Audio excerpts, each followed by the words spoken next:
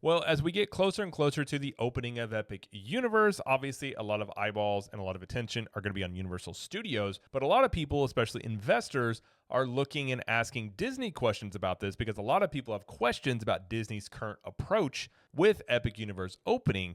And it seems that the Disney CFO had some comments recently. Now, he did talk about something in their fiscal year end report, but he was at a conference here where he was asked some pretty direct questions about this and he had some more thoughts on it.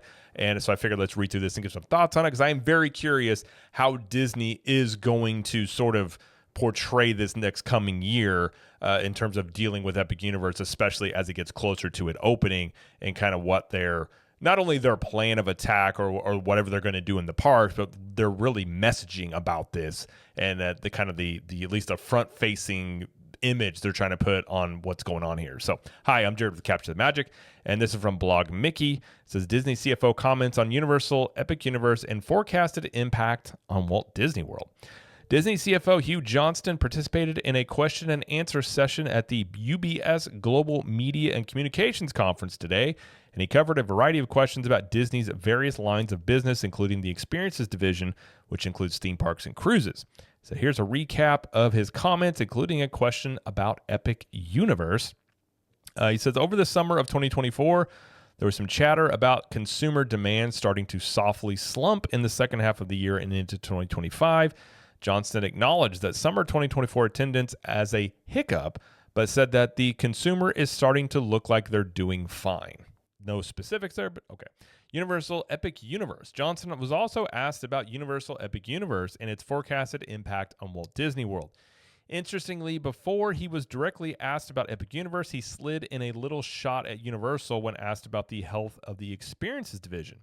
Johnston called the Disney theme parks an asset of one and said that the Disney theme parks, quote, have any material competition. Johnston did note that there are other theme parks, including calling out Universal by name, but said that the Disney theme parks are essentially in a league of their own. Going back to the direct question about Epic Universe and its impact on Walt Disney World, Johnston continued some of the communications that we've seen from Burbank before. Mostly the comments echoed a rising tide lifts all boats approach, with Johnston saying that the history says that there is a higher attendance in Orlando as a whole whenever something new launches. But that's not true. I've heard them say this. If you look at the numbers when the Wizarding World opened up, Disney went down. They didn't go down a lot, but they went down like, I think it was 2 to 3% in their attendance the first couple of years. And then eventually things went back up. I think the economy kind of opened up a little bit and they had some more stuff come online in the park. So I'm not really sure what numbers he's talking about here because, again, if you look historically at this, like it points to, at the very least, I think for them of like baselining or your audience, your attendance staying the same relatively. So I'm a little confused by that statement. I've heard them say this multiple times, but it's just not something, at least that I've seen, that shows a rising tides lift all boats type of scenario. Johnson said that Disney has built some, quote, cautious and conservative guidance into its forecasting for next year. That's an interesting way to put it. Interestingly, he said that he can see a situation where Universal certainly gains on market share, but Disney benefits from category growth, which I understood to mean that Disney may see some families visiting the Walt Disney World theme parks that may otherwise not visit as they tag on to their Universal trip. I feel like I'm taking crazy pills! I'm not really sure what he means by this. In a way, that's also them basically admitting that Universal is going to gain market share, because I don't think they would be openly talking about a potential scenario where this could happen, because Disney historically has tried to basically act like Universal doesn't even exist. I mean, it's not until the last couple of years where they've been openly even kind of admitting that they're competition. But I don't understand the thinking or what he's talking about when he says Universal, a situation where Universal certainly gains on market share, but that Disney would benefit from, quote, category growth, unless they're thinking that they're going to get new people into their theme parks. But again, I would argue, as I've argued many times, they're not going to have any of the new things that they, announced this year at D23 open. My guess is likely, I don't think you're going to see any of it before 2028, and it could be beyond that. So I'm not really sure what he's talking about there. Interesting. Okay. That said, Johnston did say that Disney has, quote, some negative built in for the next year. Johnston ended his comments by returning to something that he mentioned on the previous earnings call, and that is that bookings are looking good for next year and next summer at Walt Disney World.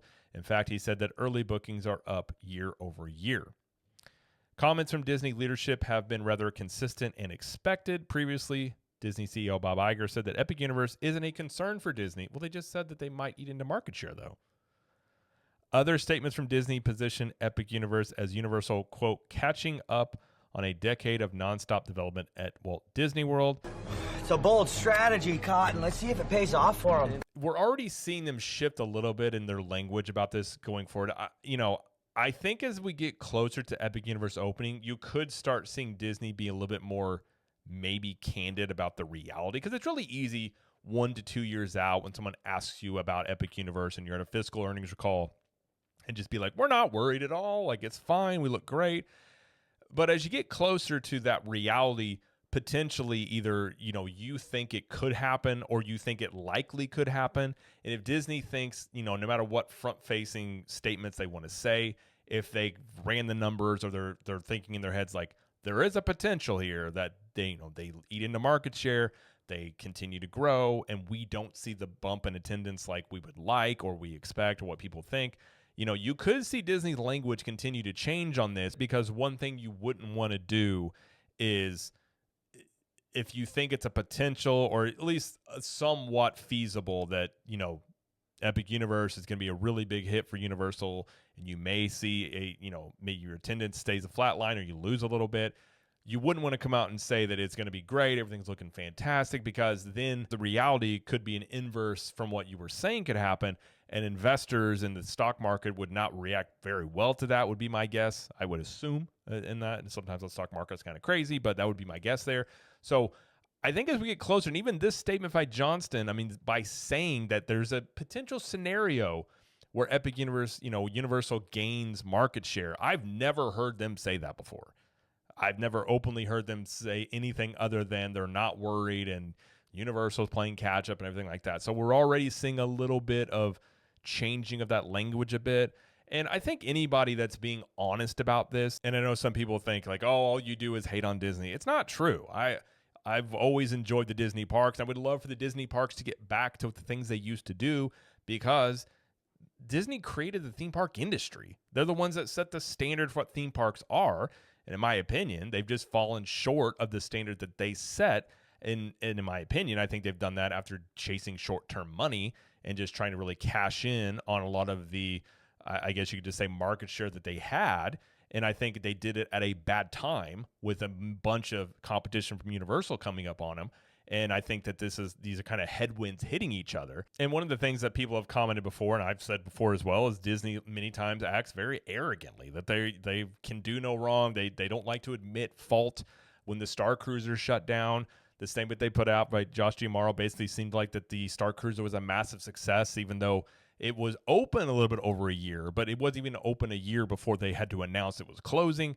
And it seems like that Disney many times, any opportunity that is out there for them to just be like, hey, this was a mistake here, or that we didn't do really well here, but we're going to listen to our fans and we're going to try something different. They don't ever do it. They just basically come out and act like that everything they do is fantastic and that there's nothing wrong.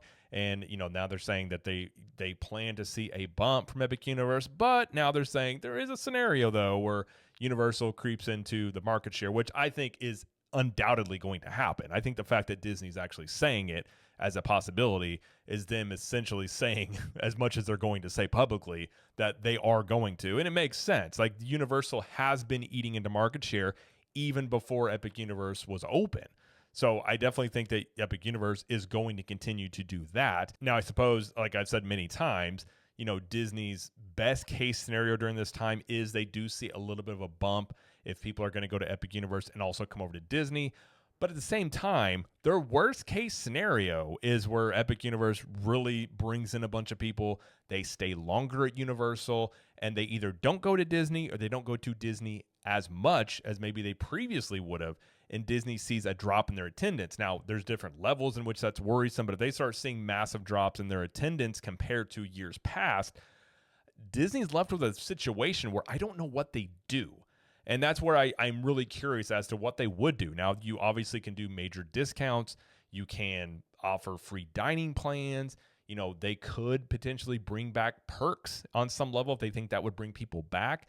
But this is something where Disney doesn't like to admit wrong or fault. So if they were to do this, I'm just curious about the messaging that would be the case if they were forced into this situation. And then all at the same time, too, would dropping prices be enough to really bring enough people over? Because I think while doing all the things they've been doing, I do think they have angered their fan base. I think the brand damage is a real thing that's been done over time. And I don't think people view the Disney parks now like they used to. I don't think it's even an argument that you look at the Disney parks in the 90s and even the early 2000s versus how it's viewed now. It's much different. And I think that's something that is definitely going to impact them over time. And I think that if they were even to reverse course and go back to the things they were doing before, the little things, the bringing the magic into the things, like being more focused on the guest experience, not trying to charge just as much money as they can to everybody coming through those turnstiles, I think a lot of people forever may be turned off by Disney. As a lot of, you can see comments on this channel and many other channels of people saying that they went to Disney multiple times a year. They've been going their whole life and they're basically done. Now, some of those people could very well come back, but I am just curious if Disney did decide, we're going to change things back. We're going to get back to what we used to do. We're going to, deliver on Imagineering. We're going to deliver on quality. We're going to up the maintenance in the parks. Like, we're really going to focus on people coming to our parks and having a great guest experience.